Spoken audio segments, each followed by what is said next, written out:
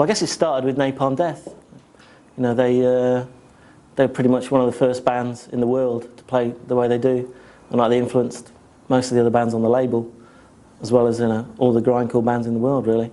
And I got to know them through just with friends with them, basically, in '86, and so they made a demo tape, and no one else would touch it, no other labels or anything. So I thought, well, you know, I loved it, so I put it out, and that was their first album, Scum. After that, you know, that became the blueprint for most of the other bands around.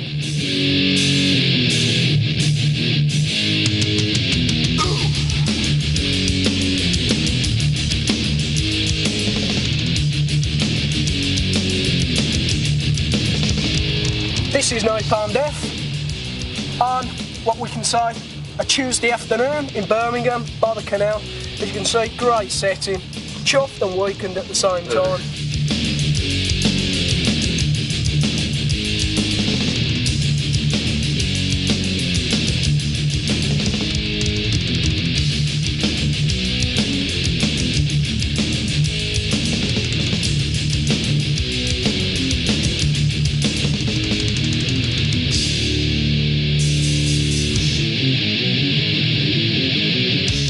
Chuffed means I'm a totally happy person. I mean, when we're chuffed, you know we're chuffed. When we're pinged, well, that's slightly chuffed. That's like slightly like that's like you're not happy. You're pinging bad. Someone has pinged you. You know, they've pissed you off. Weakened, well, that is when you're like you're gone to bits. You're ready for a rhino charge. You're ready for rhino charging on. You know.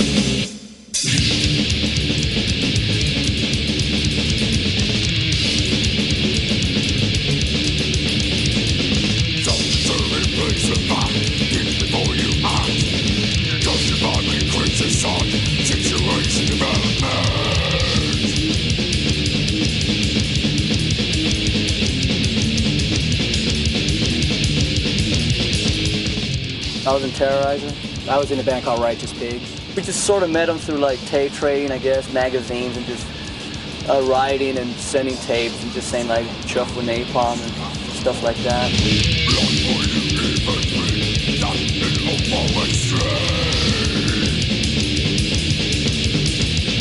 Napalm was sort of, I guess, promoted in such a fashion that not forced down people's throats, but it was in places where, you know, people could see it, and they sort of thought, well, what's this, like the fastest band in the world, sort of thing, in quotes. We sort of abandon musical standards. We don't write songs to, you know, the rock sort of format. I mean, I think we're pretty much the end of the line. I don't think you're going to get a band that's going to go more extreme than us.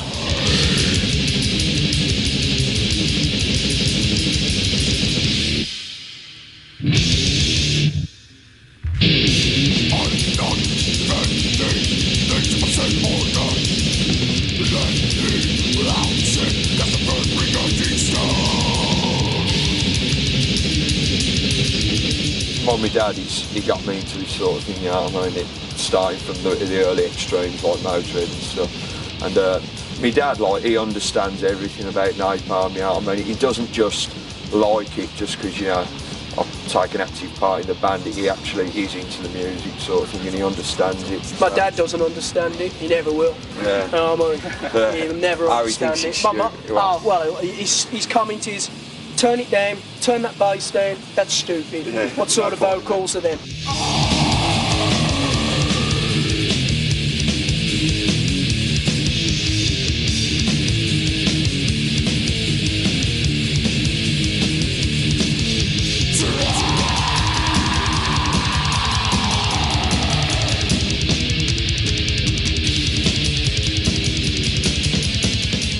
I'm getting more and more chuffed.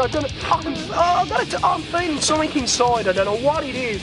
So something wants to break out, but it's a chuffed feeling. So I'm so chuffed about everything, and I don't know what else I can say. I'm just bloody chuffed.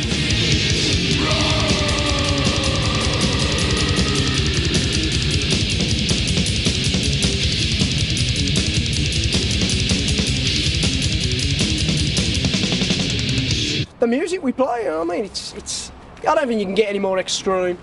To speed-wise, it's the fastest. I'm proud to say it's the fastest. You know, nothing can be faster. Sorry, Dave. You know what I mean, but you know, it's just not fast enough, mate.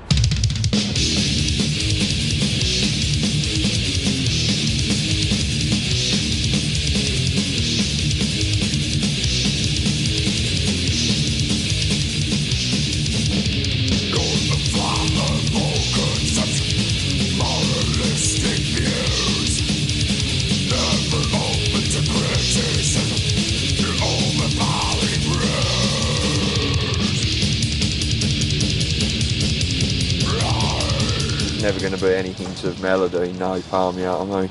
It's something that I wouldn't personally like to sort of go into because it bore the fucking tits off me. I mean, we just write it naturally, you know what I mean? We don't strive to do anything. I mean, some songs could, you know, turn out to be like 2 minutes long, and then we'll do one, it'll be a minute long, and whatever, you know what I mean? There's such a diversity of lengths. It's just whatever we're happy with, we'll just say, right, just go for it, and I'll go away with the tape and just write the lyrics over the top, sort of thing.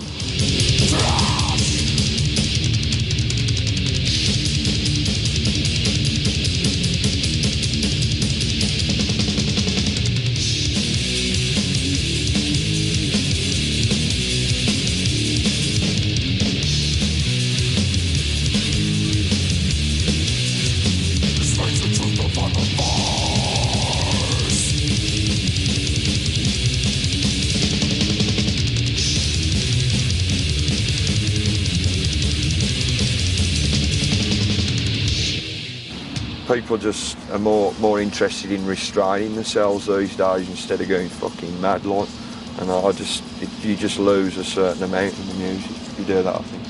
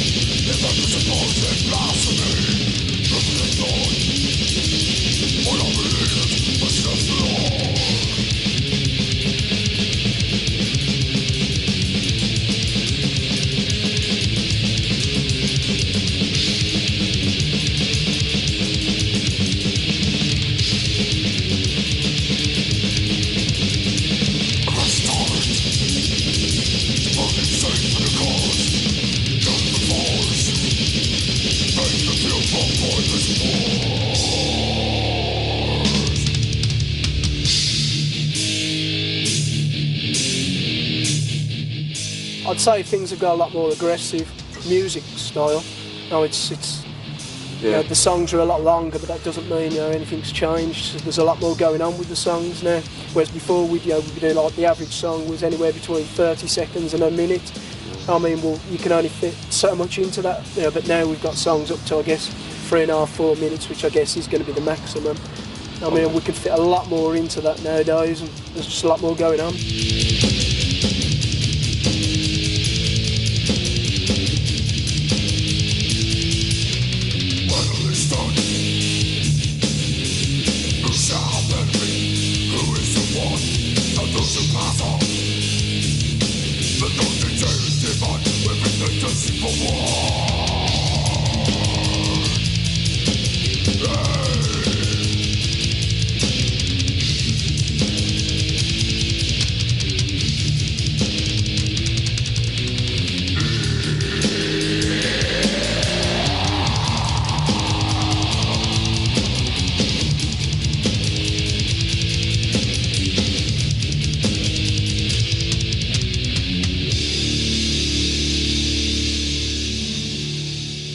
I've only got one hobby, getting tattooed. My legs, my back and my arms. I mean, I'm totally into it. John Foster Tattoo Studio, Birmingham, Selly. Show me tattoos, mate. Show them a few. Show them the back. If you want to have a look, you know, I mean, fucking... Yeah, 100 guess. I guess...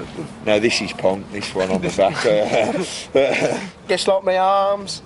That is back. a classic. I mean, Taken from a really old, I guess, famous I've punk painting. got shit on my legs, you know what I mean, fucking... I guess all over, really, you know what I mean. This leg as well, fucking... I've been working on this, fucking... I guess, you know, all over. I'm going for a full Japanese bodysuit, then I'll be chuffed. Until I'm... Except for my face, hands, feet. That's where it stops. You haven't mentioned your willy. Nah, nothing on the dick either. My ass, that's going to be tattooed. I mean, what really happened was there were a few bands in America that English bands were picking up on, but they were like, I mean, bands like Siege, a Boston band, and a band called Repulsion. I mean, they were like very unknown in America, but the demo tapes sort of made it over to England, and bands like Napalm Death and Carcass and stuff. were real big fans of that style, you know, and it just came about that they got noticed quicker than some of these bands in America. You know, they put records out, whereas the early American bands didn't really make it onto vinyl. It was like an underground scene, you know, where people would send each other tapes around, and at first no record labels were interested in it. It was all done on a kind of tape trading type of circuit, which, you know, got the music around really well, actually. And a lot of the bands that we have on the label now that are quite well known, I mean, they do actually owe their early notoriety to people that were taping their tapes around and stuff, and just trading it around. Bands like Morbid Angel were like really well known before they even had a record out. You know, we put their album out in '89, in the summer of '89, but they were around from '84 or so, and lots of people had their tapes even before they made a record, so they were already well known and established almost before their actual album came out. Hi, I'm David Vincent, bassist and vocalist for Morbid Angel.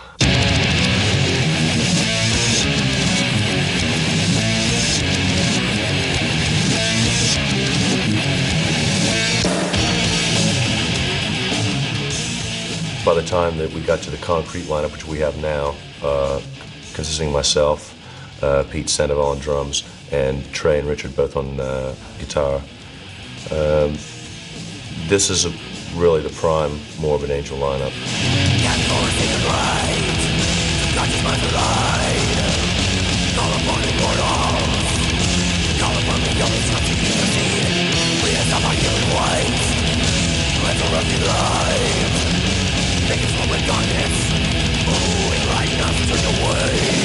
The Grindcore tour we did with Napalm Death and added Carcass and Bolt Thrower for the UK went over real well.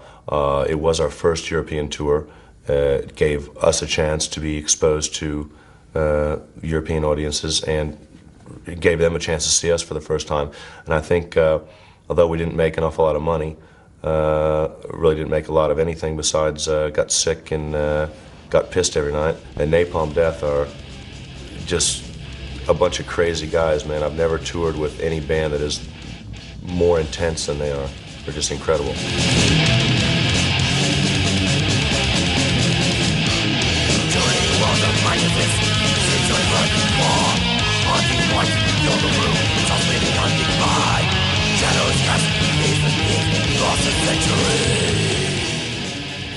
We have stuff that's very fast that would maybe make us a bit grinding. We've got some stuff that's kind of classical sounding. Labels really have not always meant a whole lot to me. I think it's really what you do, and labels are for the press more than anything else.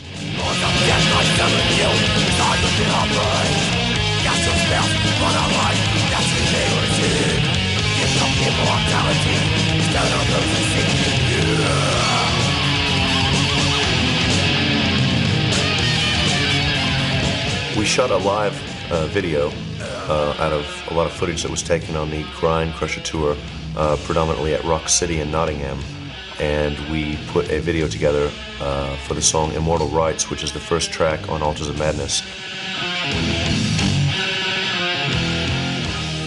It's, well, primarily about kind of a seance meditative ritual in which you're shedding the outer skin and going into the inner skin.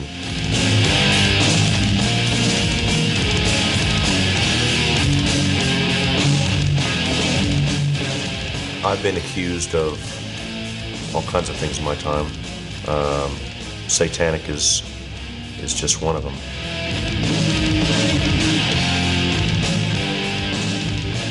Satanism could be selfism or humanism very easily. And this idea of actually worshiping the devil, okay, as opposed to worshiping Christ, you know, just turning that around, and anything that would be good would be bad, and then only in doing that, well, it may be right for some people. I don't see much logic in it. I don't find it to be very intelligent. I still find it having a master over the self.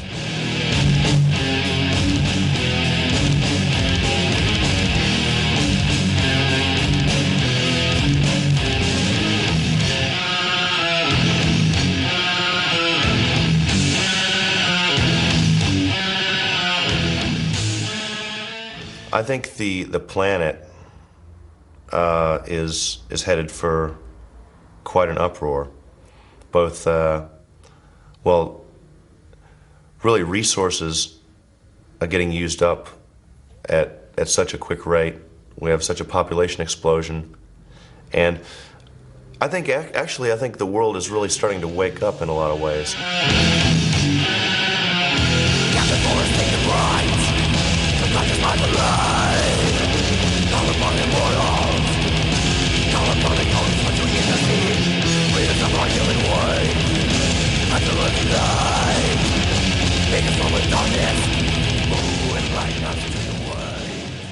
This can be the subconscious, this could be the conscious. This is what you take in or what's given to you every day.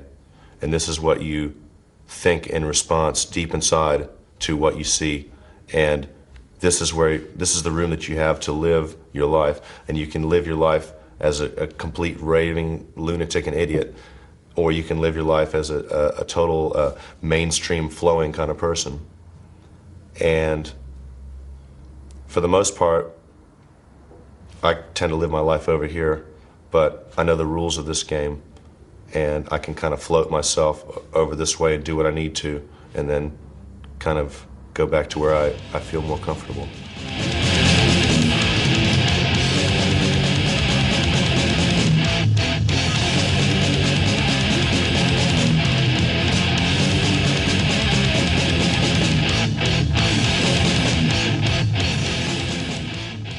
It's kind of like walking through a cafeteria line. I could easily be a robot and go through with my tray and allow them to put on whatever they're going to put on and take that back and eat it and not think about it. And when I found out that I really didn't like some of those things, then I felt more inclined to go to a self-service place where I could put on my plate what I wanted and leave the rest.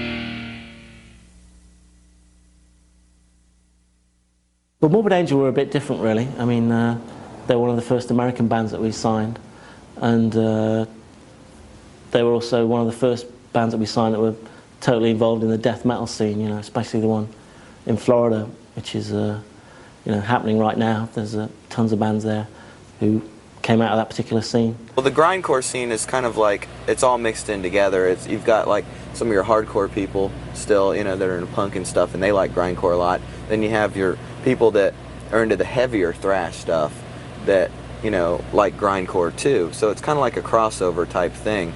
But I think generally a lot of people that would listen to like Metallica and stuff aren't into grindcore yet here. But over in Europe, like, you know, your whole crowd will be always just into grindcore. You know, they're all like death metal crowds and stuff over there.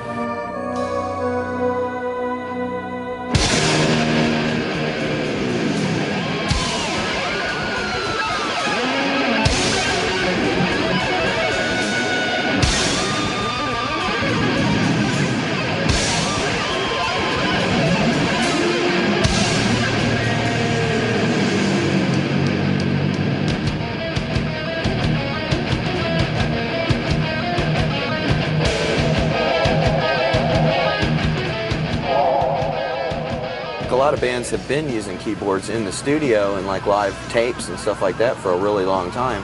You know, as far as I can remember back, you know, Merciful Fate, bands like that, they use keyboards. And to me, you know, it just, we're like, I guess, the only band that actually has a keyboard player like all the time. I've had people come up to me like in Europe and go, man, you know, I'm so pissed off because I wanted to put keyboards in the band that we were doing a year ago, and I said, no, you know, it's not the thing. And then here comes your album, you know, and it's like, and it's there and it's accepted, and they're kicking themselves in the ass for not having done it before, you know. It's really the only thing that's limited is movement, as far as being able to move around, you know, a whole lot. But since I'm pretty much locked behind there anyway, I'm limited to just thrashing where I'm at, so it doesn't matter if I'm on 3 feet or, you know, a huge stage.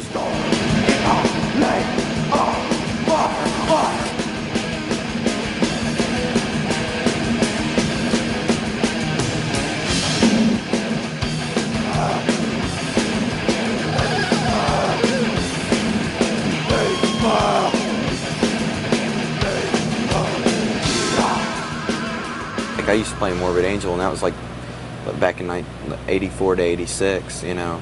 Well, I think basically the Tampa and Florida whole scene is what happened. It started a long time ago, like the early 80s with bands like Nasty Savage and Death and Morbid Angel and Savatage. And what's happened is, like, the people have been into that kind of music for quite a long time, and they're just like used to it, and it breeds a lot of really good musicians there that want to do that kind of music. Whenever anybody tells me they're thinking about moving their band down to Florida, I say, hey, you know, it couldn't hurt.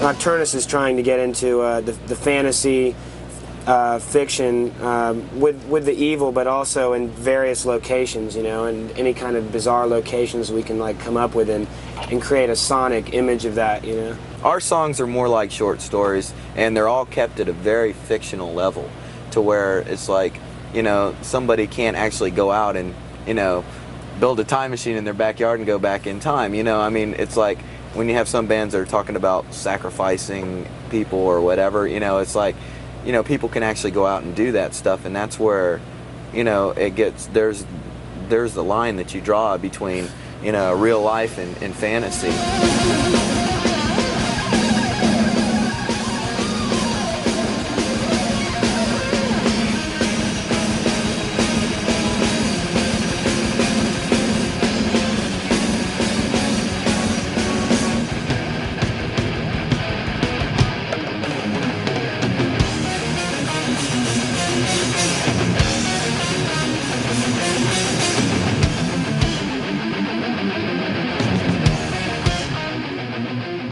What we're really telling people is just, you know, go out and use your own strengths and you know, make your own way in this world, you know, basically. And that's like the real thrust of it. I mean, we do take a pretty brutal swing at Christ and his followers in a way, but really it's just like taking a swipe at them to try to, you know, bite them down a notch to show that that's really not, you know, an all-inclusive thing that people just need to like blindly follow. Anything, any religion, Satanism, Christianity, anything like that.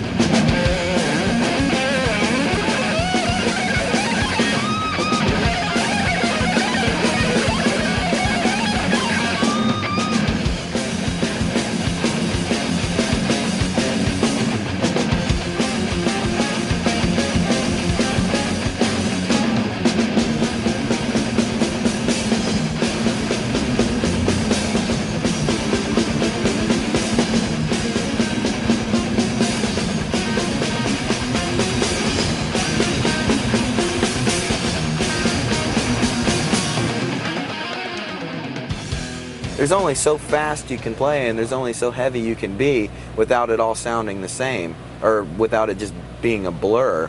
So, you know, maybe we've opened up a whole new branch of direction of way to go with the music, you know, where these people would never listen to something with keyboards before. Now they're listening to that and they're going, well, yeah, that's pretty good, it's working, you know, and they're opening their mind up and expanding this music so it doesn't get closed in into one, you know, genre or whatever, you know.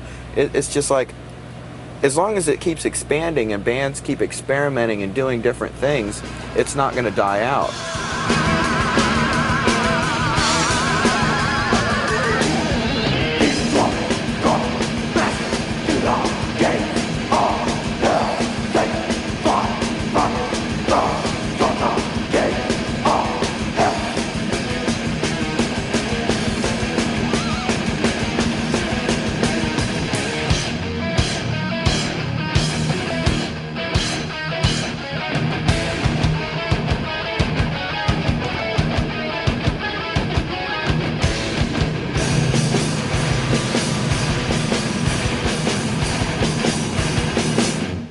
It seems to go to and fro across the Atlantic. It started with a few bands in America that never got record deals, but were like pretty influential on the new scene starting in England. You know, this kind of grind scene, and bands like Carcass, Napalm Death, Unseen Terror, who were around at the early days. They got their records out through me, whereas a lot of other record labels wouldn't have even bothered touching them. You know, it's like, this is noise. You know, what can we do with that? It doesn't sell. But that didn't really bother me. You know, I was just into the music and the sound, and it just seemed natural that we put their records out, you know.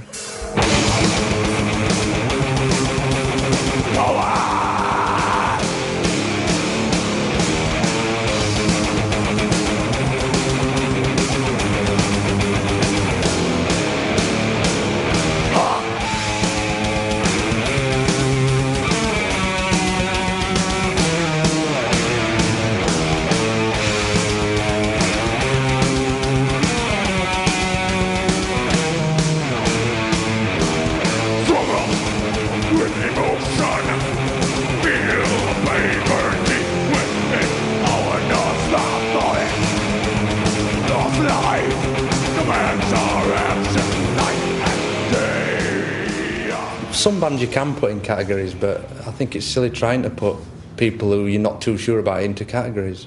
I'd rather bridge a scene if I could, and just have people call us Paradise Lost rather than saying, oh, they're a death metal band, they're whatever. It's far too limiting. Tags are too limiting. The grindcore tag's far too limiting. I mean, you don't have to sort of say the word and it, like, put people off who might be into it, you know, if there wasn't that kind of tag there.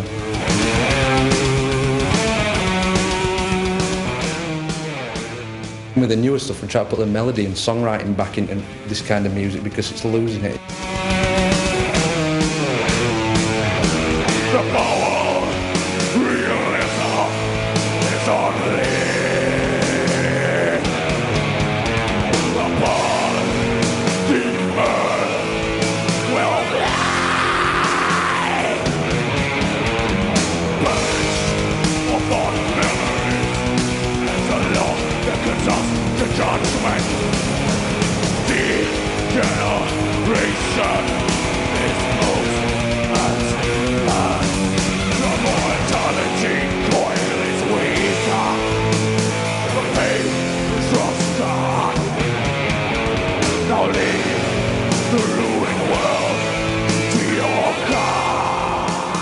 I've got to be really, really miserable to write songs. I can't be in a good mood, I've got to be really pissed off. Well, when I've got to pay rent at the beginning of the month, that depresses me. And if the dog has a shit in the kitchen, that really depresses me. Bad headaches and when I'm drunk. When Mum and Dad got killed in a car crash, that really put it down on it, did that one. But no, they didn't really, I'm not kidding. All kinds of things, really. Just life.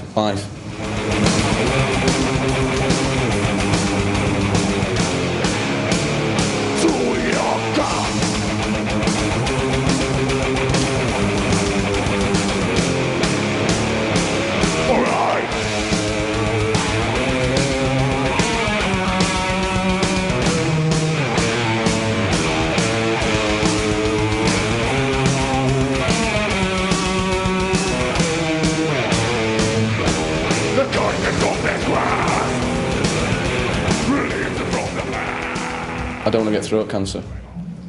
And I've heard people tell me about you have little things cut off the back of your throat. Nodules. And because George Michael had it done, so I've got to go and get it done too, I think. But no, I do worry about it actually. So I try not to overdo it, because you can really overdo it and make us split your blood vessels in your eyes, and you get like blood clots down the side of here. That's quite nasty. It's only happened once or twice. My eyeball actually popped out once. It actually fell onto the stage, and I managed to pick it up and put it back in before Greg trod on it.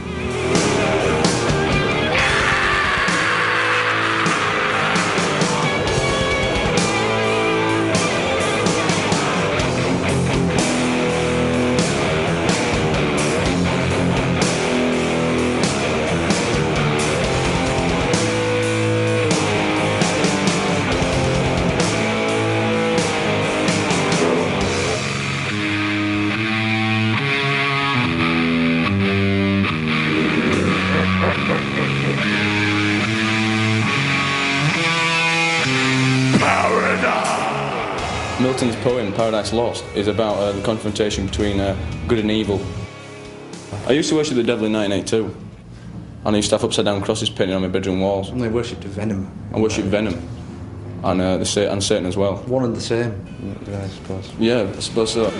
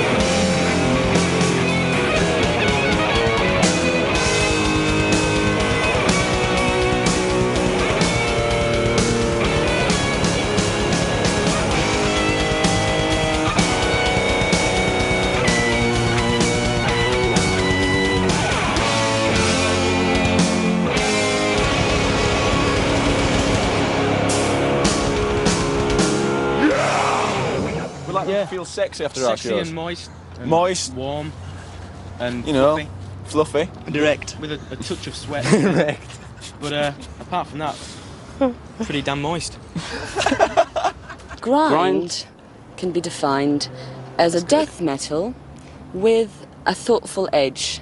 It's usually got a lot of thought into it, something about overpopulation, problems of the world, death. Certainly. Genocide. Genocide. We all like we genocide. Like genocide. Couldn't live without genocide, eh? A lot of good vegans out there. Yeah. These bands, it's strange, they're vegan. I mean, they're hippies. They're just dirty hippies playing very loud music. Basically, we consider that the world is a reflection of people's minds. And if you look at the world being in a very sorry state, surely that's a reflection of our minds. So if we adjust our minds, perhaps we can adjust the world. That's our outlook. That's what we try and do. This one's called Raise Against Time. You don't know it, you're lying.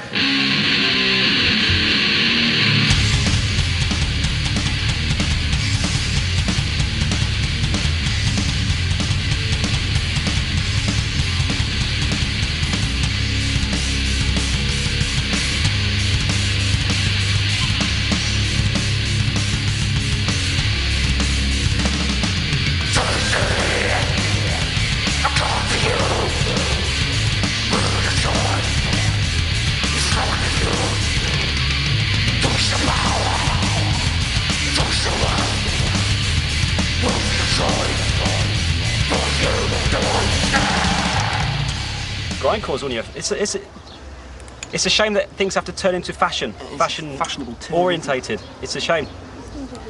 But there again, if this short period of time people, whilst it's in fashion, listen to it and appreciate it and perhaps learn from it, because they haven't experienced it before. Even when this fashion goes, these thoughts, these feelings might stay. I mean, we're around from the early punk days, we were all punks, but it's still true to our hearts. And punk's not exactly fashionable now, but it's still in our hearts. You've got to progress with the times, musically as well as mentally.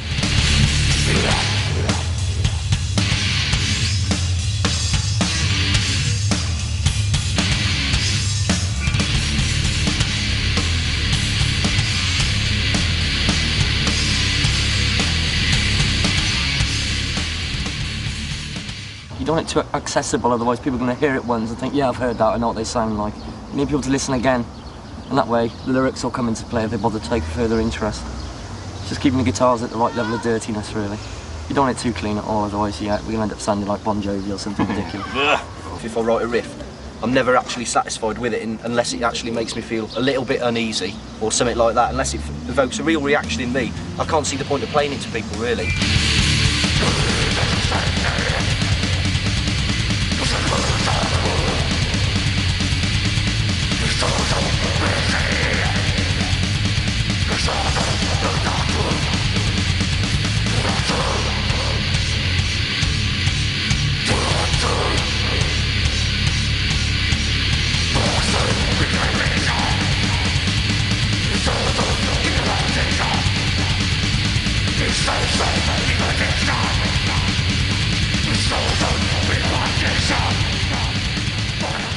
Well, basically you're conditioned by the world.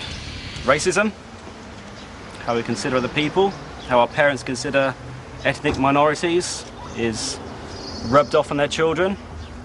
Our parents condition us in these ways. Religion? Religion is a prime example, although I must state, I feel deeply for religion. Not all religions, specific religions. Sexism, basically ignorance. Our minds have made us ignorant, have led us into ignorance. Our minds have to get us back out of ignorance. We must be accountable for ourselves.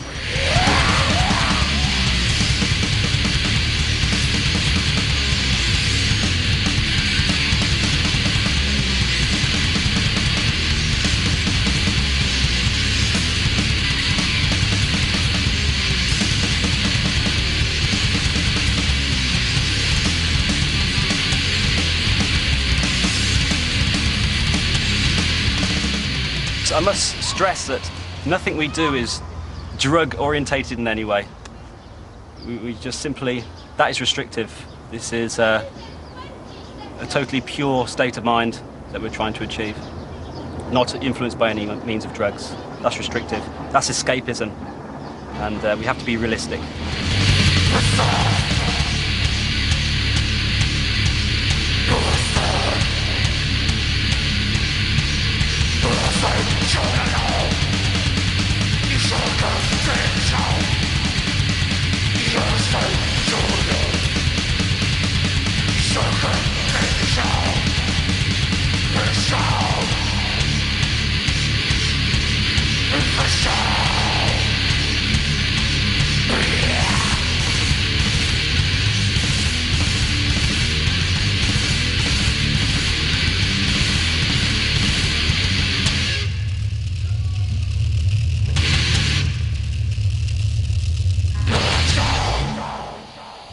It's hard to progress, it's hard to sacrifice, but once you understand that what you give, you get back, it makes the giving more worthwhile. But having said that, that just works for me. For other people, find your own methods. Follow your method and achieve the result it serves. When thrash started, you know, you had people, Metallica, Slayer, Anthrax and all that came out. And like, I mean, I was into those bands like from day one, you know, I thought they were excellent. And especially Slayer, they just blew me away when I saw them in London and stuff. And people were just saying, oh, it's noise, you know, it's not music, it's just bullshit, it's not singing, you know. But, you know, we knew at the time that Napalm Death and stuff make Slayer sound like Bon Jovi, really, you know. The way the vocals sound and the way the instruments just go full tilt, you know. But it's just taken people a while to kind of catch on, you know, because thrash fans, they're always looking for something heavier, something faster, something more extreme. They always will, you know. There's just some kind of attitude that defines the bands, really. It's and a vague kind of sound, but there's room for innovation and experimentation within the whole scene. And you've got bands like Godflesh who use a drum machine, and you know, they have really heavy riffs. Nowadays they're getting a bit more experimental with their sound. They're like using samplers and stuff. Check. 2.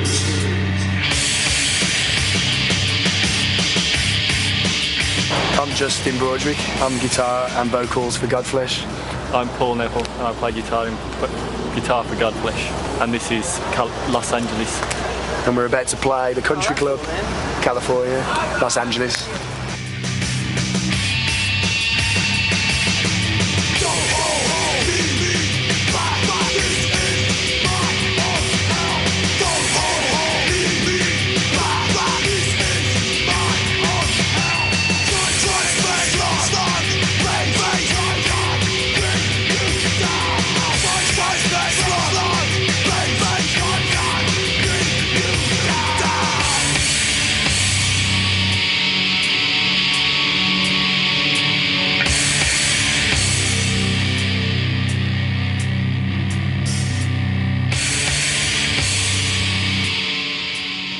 We're probably the heaviest thing people are ever going to hear in a coherent sense. I mean, there's loads of bands that just tune down and go, but like we've actually got sound there, and it's actually unique, and it is fucking heavy.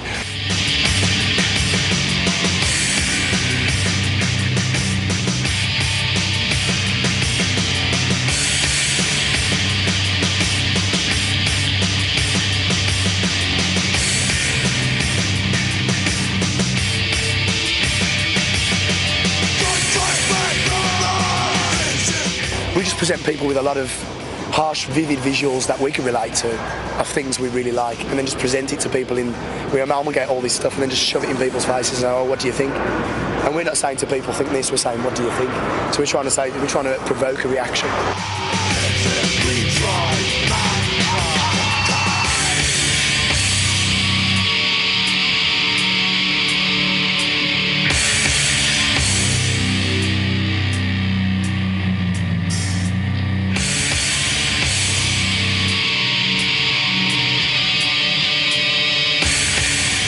My existence is based upon like a sort of paranoid outlook on things, but I see like paranoia as awareness in a sort of similar. I mean, basically there is no dividing line really. I guess I see being totally paranoid as being totally aware. We just like intense images, something that's like really strong. Yeah, everything we use is intense and extreme because that's the only things we can relate to is extremities.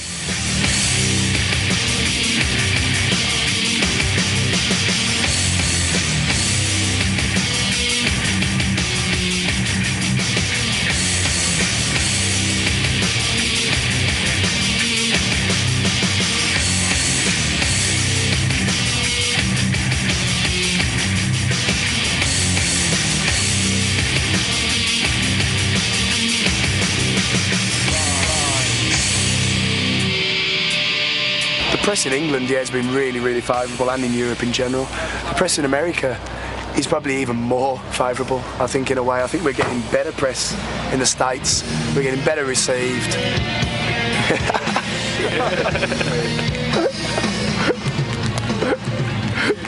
Slayer comes bursting out of it.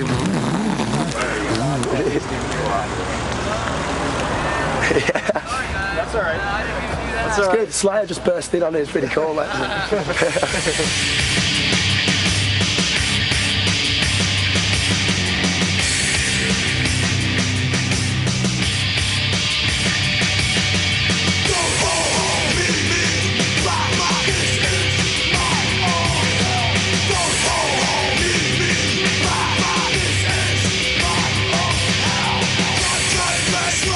Our bass player, I mean, he listens to Beach Boys religiously. I mean, he loves the Beach Boys. I mean, he collects all the CDs. He loves the Beach Boys. And that's probably the most extreme, far away thing I could think of. But then again, in a lot of the purity in their sound and stuff, the way they do things is probably very close to what we do sometimes.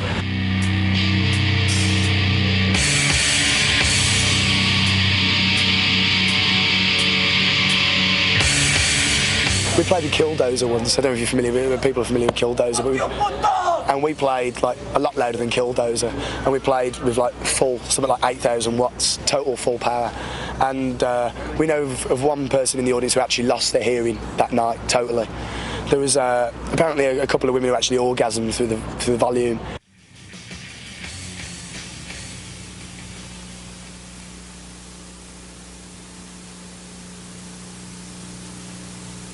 I don't know, I'd like to add thanks to Hard and Heavy for being on this video, because I mean, we probably don't fit into the whole genre really that well. But it's great to see that we are. I mean, this has crossed over instantly already. This is causing something which is different.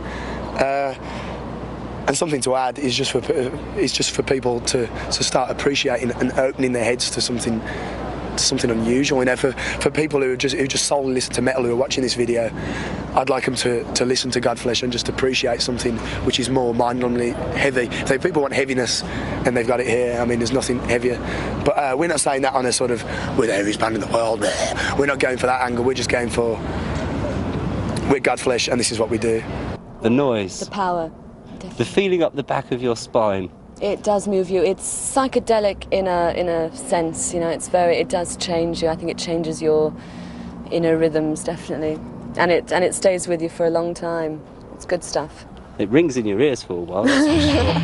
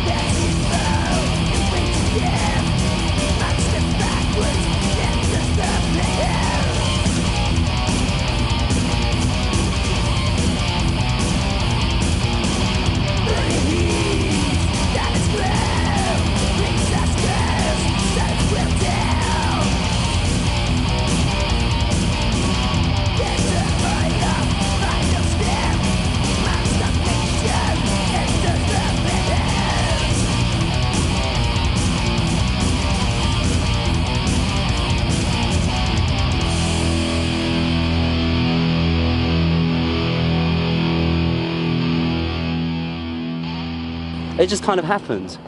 It just kind of happened, and we just needed some noise. I mean, you know, I hear that in '92 they're going to make noise illegal here in the EEC. Quaint old Europe is telling us for our own benefit that any noise more than about 100 decibels, whether it's a car, a jackhammer, a gig, a fight, anything, will be illegal. So, like, let's go deaf in the meantime. After that, then we really will go underground. We'll have to go underground. There will be secret deaf people conferences where we'll all play deaf records with a TH as loud as possible, because we're already deaf with an F, just to see if we can still hear them.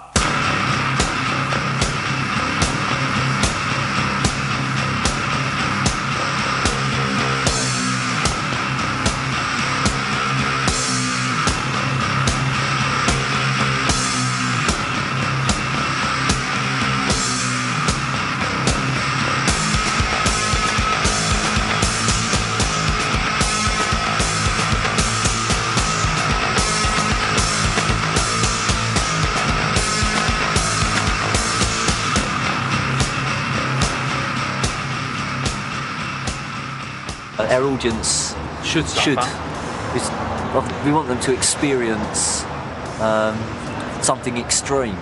We want them to go out feeling like they've been beaten up. Deaf. And, yeah, we'd like them to go out hurting, just go home to recuperate. And remember it for the next 3 days. Yeah.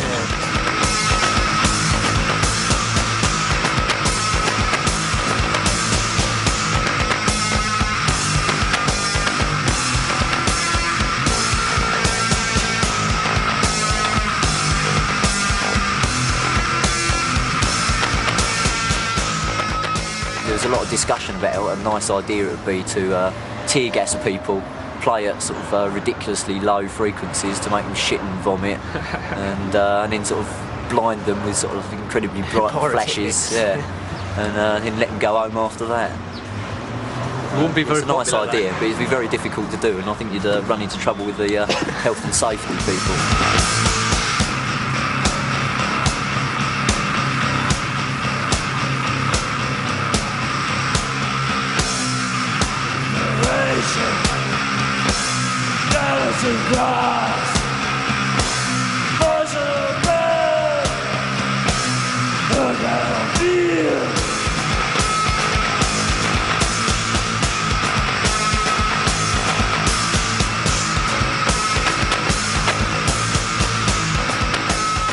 The first lineup of Sonic Violence was totally different.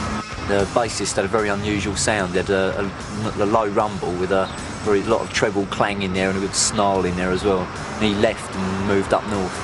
So I thought the only way I was going to recreate that bass sound was have 2 basses, but we've gone beyond the original bass sound now.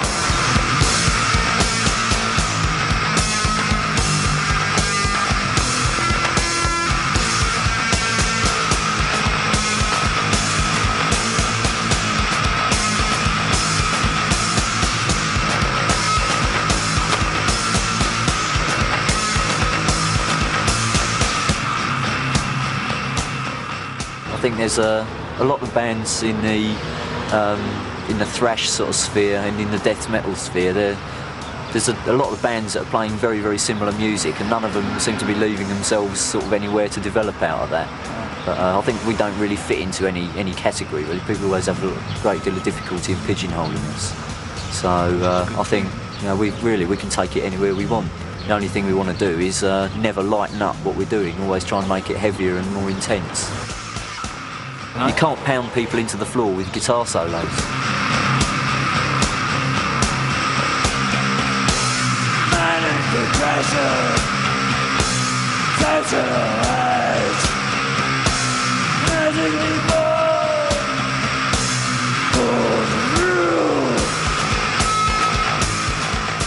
When I was younger, it was useful for me to be introduced to lots of ideas that maybe I hadn't seen before during this sort of early punk time.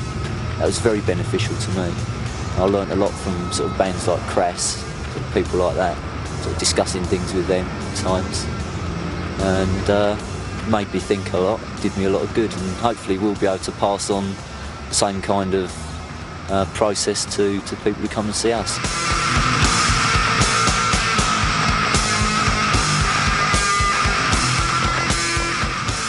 We've had quite a few skinheads come to see us in Germany, but they all belonged to something called Sharp, which is Skinheads Against Racial Prejudice. And they're all alright, they're not your standard sort of Nazi moron skinhead.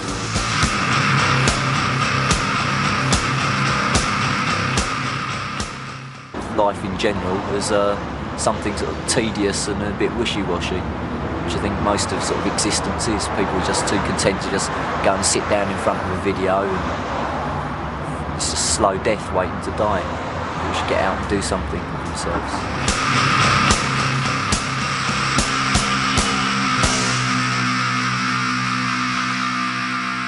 I can't explain why it seems to be sort of catching on, but it definitely is, most certainly. There's I don't know, perhaps it is just like, perhaps it's punk rearing its ugly head again.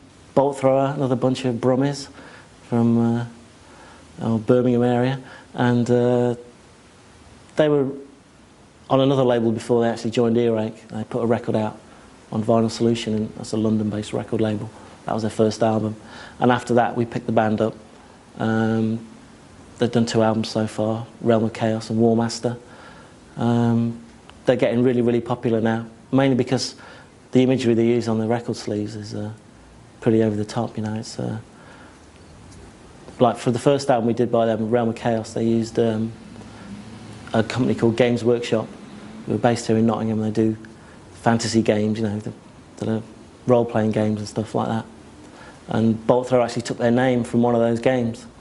And so since we're based in Nottingham and the games company were, we got together to get Bolt Thrower's album artwork linked in with one of their biggest selling games.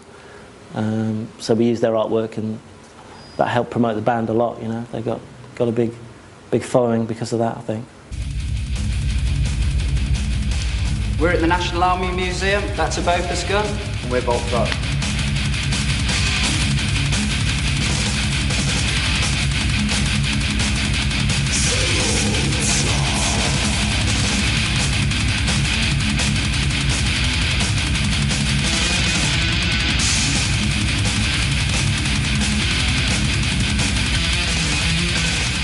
Definitely Discharge for me, influential, definitely.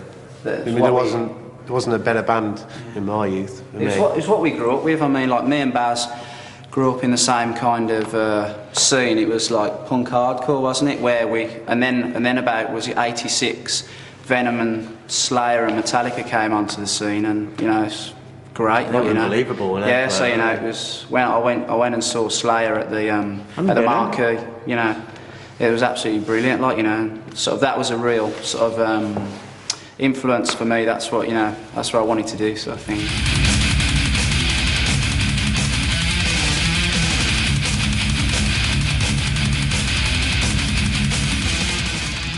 War is something that is around us today. It exists. It's quite interesting, especially the Gulf War. The photos from that on the news was absolutely brilliant, and I don't think it ever will finish because it's just something that exists. We're here. We don't actually put down war. We don't support it. We don't put it down. It's just something that exists. We sing about and we find interesting. Yeah. It's gone on for centuries, and it'll never stop.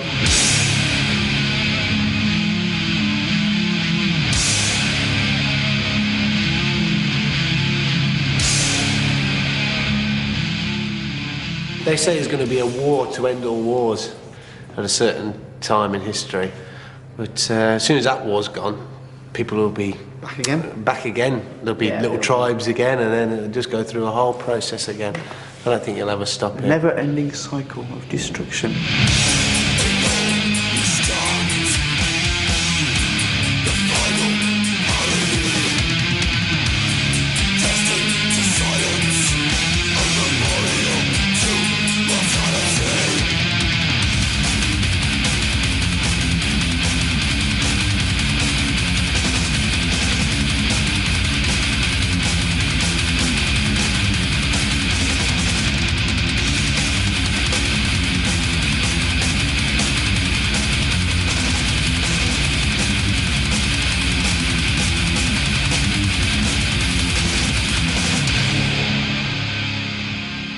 The riffs just seem to come out. You can be playing for hours and hours without coming up with a single idea, and suddenly, you just get 3 ideas come up and there's a complete song all in one go. You know, it just works like that. We don't actually say we're going to write a song like now. It'll just happen when I'm at home humming in my head or anything. For the last 2 albums, we've made 9 songs up to go into the studio, and when we're finished making, you know, recording everything, Baz just usually goes away because he's really in a flow of, you know, making up, playing songs. We just make up another song. The last one on what was it, on Realm of Chaos was All That Remains, and on War Master it was Senator, which was a single.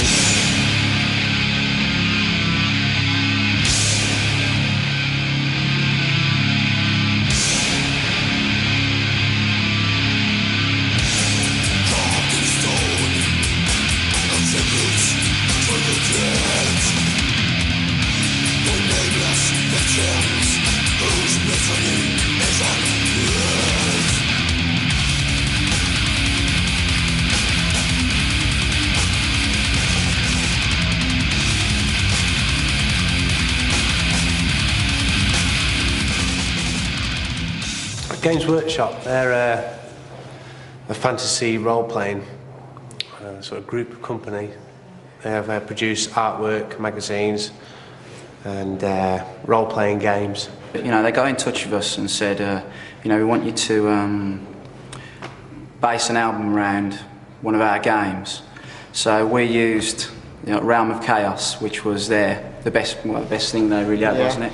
Our songs can be also kind of applied to a lot of the aspects within the Games Workshop fantasy world of, you know, imagination. But more importantly to us, the lyrics are all about the world around us, the society that we live in today, destruction, and future worlds, past worlds.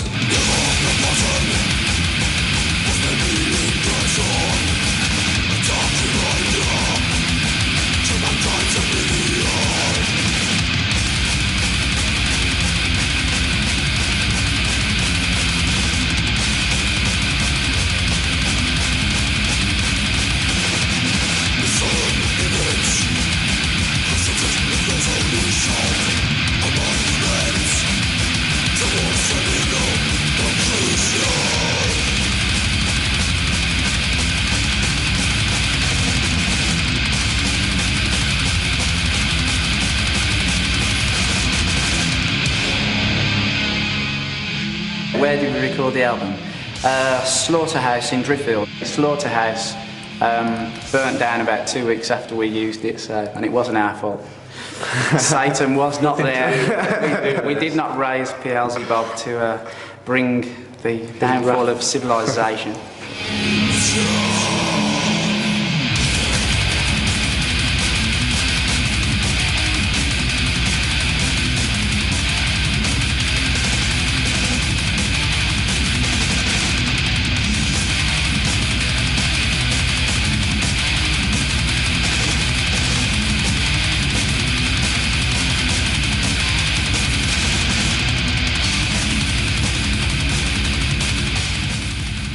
I'm not going to enlist. Not saving this country, it's not worth bloody saving.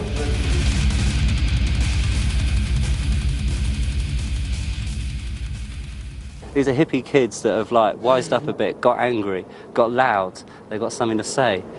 It's almost unintelligible, so keep coming back until you work it out or read the lyrics.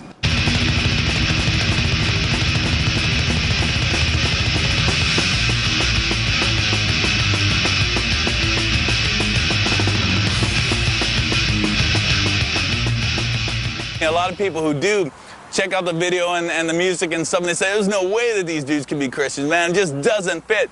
And it boils back down again to their preconceptions of what Christianity is. You know, their warped and twisted versions of what they think it is, when actually the reality of what Christianity is quite different than the average conception of what they think it is, you know. So we get a lot of that. A lot of people say, no, these dudes can't be into that, you know. And so it's really kind of funny, but we dig it because it's thought-provoking. It gets them thinking about things, which is really what we want them to do.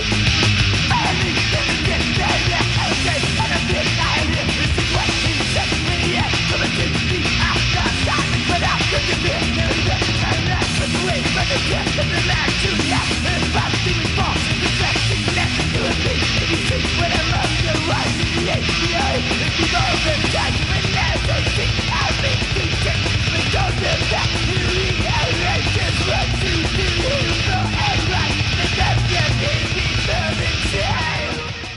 reason the Vengeance exists is for that sake, for introducing people to knowledge that they may not have right now, that they may not have, and at least a perspective that they'll be able to take and question. And that's what we encourage them to do, to check it out and say, hey, you know, I'd like to know whether or not you're lying to me or whether or not you're telling me the truth. Because, like I say, when you do that, then you'll come to faith on fact.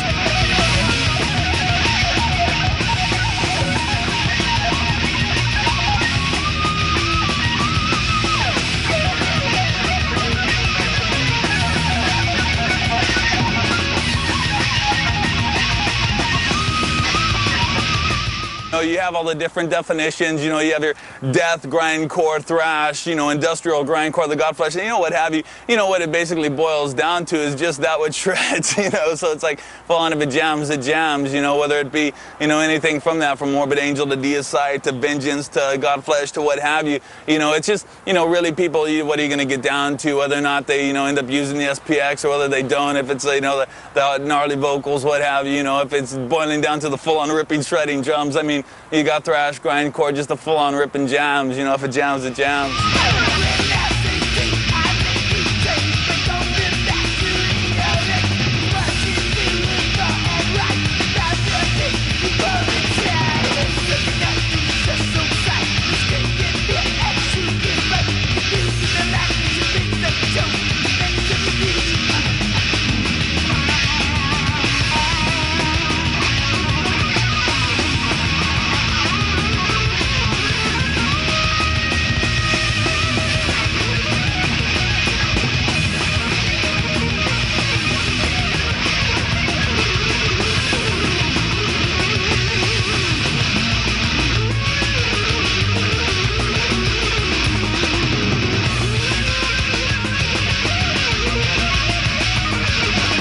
Most people, you know, definitely who are in the scene are very much so into the lyrics of the bands. And with us, that's exactly the same case. You know, when people come down, they know what we're about. And if they don't know what we're about, we spend time before, during, and after shows with them, hanging out with them and talking to them. And that's one of the things. After a show, you know, we don't just get off the stage and then go do whatever. We hang out with the people who have come there because we really are there for that purpose, just to be able to let them know what we're about. You know, that's the whole reason that the band exists.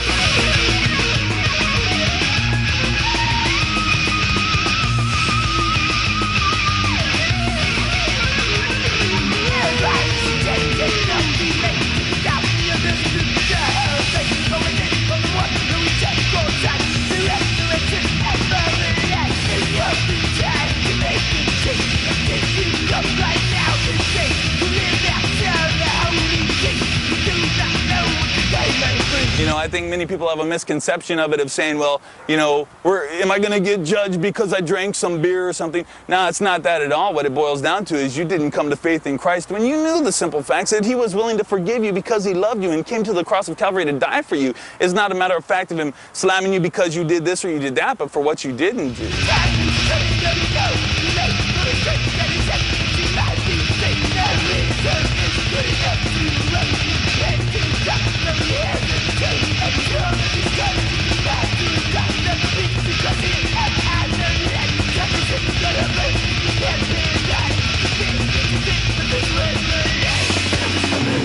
The last line on the song is, because the time is coming, that inevitable judgment is coming. So it's just a forewarning.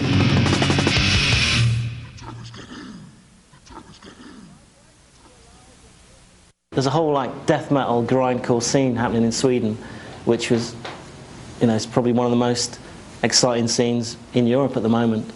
And there's tons of bands there who just really, you know, play this style of music really well.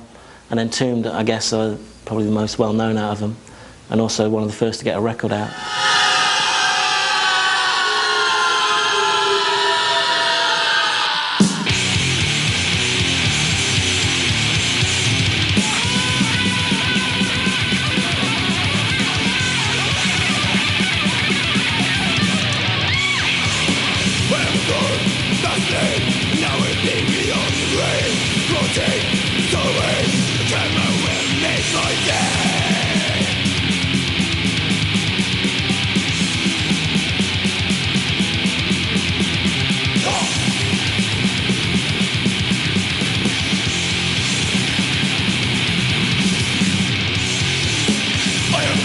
Did you be on? There's nothing you call.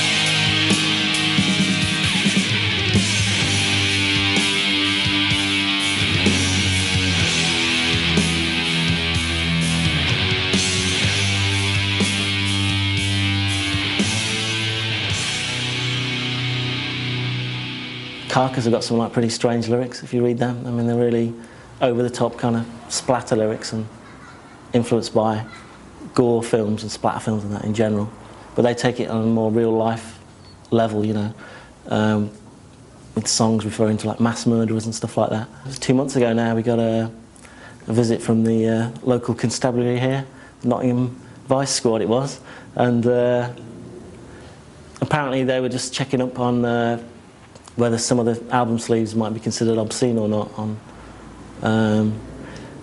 And obviously, you know, Carcass albums are like pretty notorious for the sleeves. They've got all this autopsy pictures and all that kind of thing on it. And I mean, their records have been out for like 2 years, you know, in all the shops in England and all around the world. And no one's ever said that they were, you know, obscene or anything. I mean, basically we haven't heard anything yet from the police about it. We haven't been charged or anything, so I guess things have quietened down. But I don't know, it's just another example of how the police or whatever, some authority can like try and clamp down on things they don't agree with, really.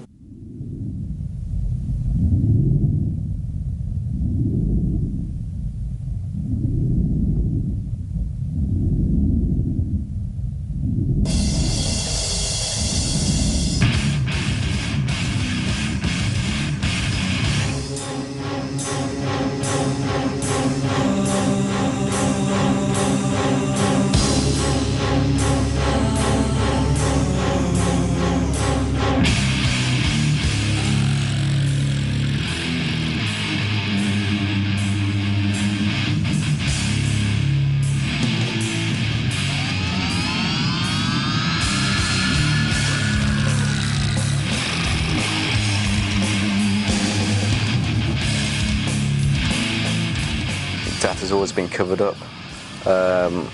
It's a taboo subject no one really wants to talk about. And that was our intention to begin with, to actually open up a lot of, you know, what goes on, the rotting processes, you know, what happens when you're buried. And unfortunately, the world is in such turmoil. Death has become entertainment.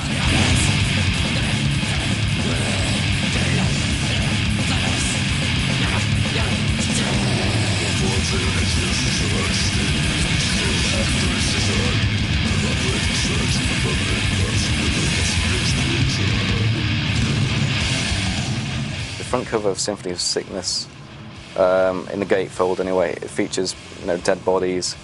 It also features lumps of meat, because although it wasn't the prime purpose, we wanted to show really that animal and human meat is one and the same. So maybe that helps people distract away from the fact that we're not advocating violence or anything like that. We're totally against violence.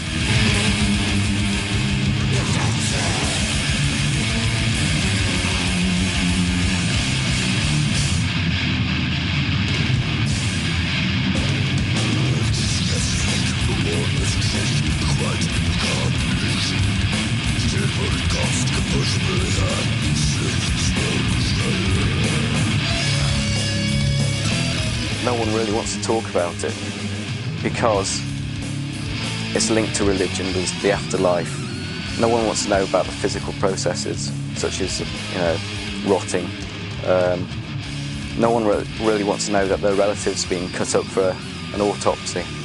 But this is fact, and it goes on. It's an everyday thing, and I don't think people should be scared of it.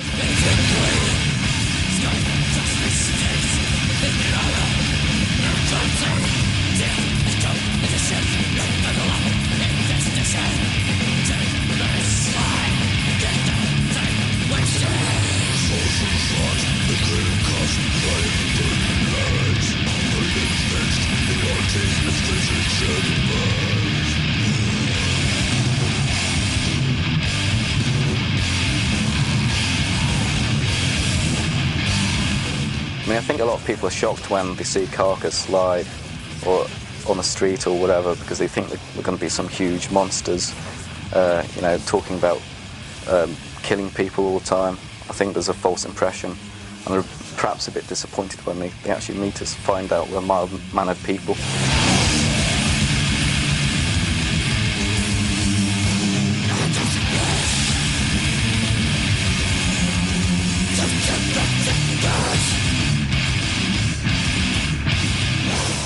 we're certainly not militant vegetarians because we couldn't care less what other people eat. It's just like, this is another thing that adds another dimension to the nature of the lyrics and so on.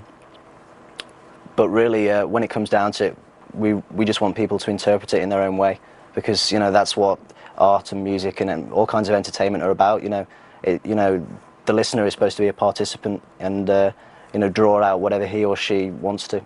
The world is not a pleasant place, and I think people are becoming increasingly aware of this, unfortunately, and certainly Grindcore in particular has a lot to say about where we can go from here, if we can go anywhere. Maybe we can go, the only place we can go is under, who knows?